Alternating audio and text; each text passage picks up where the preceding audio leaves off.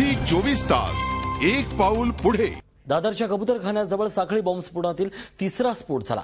संध्याकाळी 7:05 झालेल्या या स्फोटात एकाचा मृत्यू तर सुमारे 14 जण गंभीर जखमी झाले होते।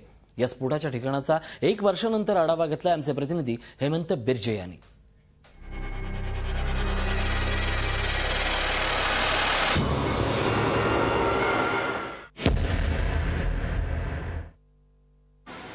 तेरा जुलै 2011ला याच दादरच्या कबूतरखाना डिसोल्वा हायस्कूलच्या बसस्टॉपवर बॉम्बस्फोट घडला होता। या 2 जणांचा मृत्यू झाला होता।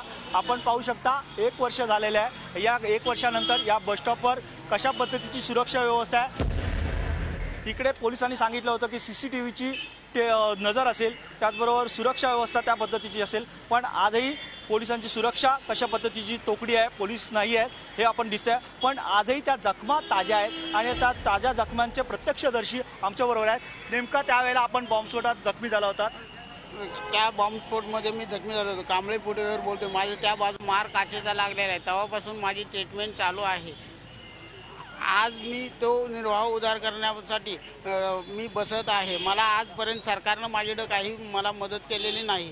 सरकारने आजही कुठल्या पद्धतीची या जखमींना नुकसान भरपाई दिलेली आहे आणि या जखमींना नुकसान भरपाई मिळावी यासाठी जखमी सतत सरकारकडे मागणी करत आहेत। पण 1 वर्ष होऊनही सरकार कसं उदासीन आहे हे मात्र दिसतंय। झी 24 ताससाठी व्हिडिओ जर्नलिस्ट अशोकसह हेमंत बिर्जे, मुंबई। झी 24 तास एक पाऊल पुढे।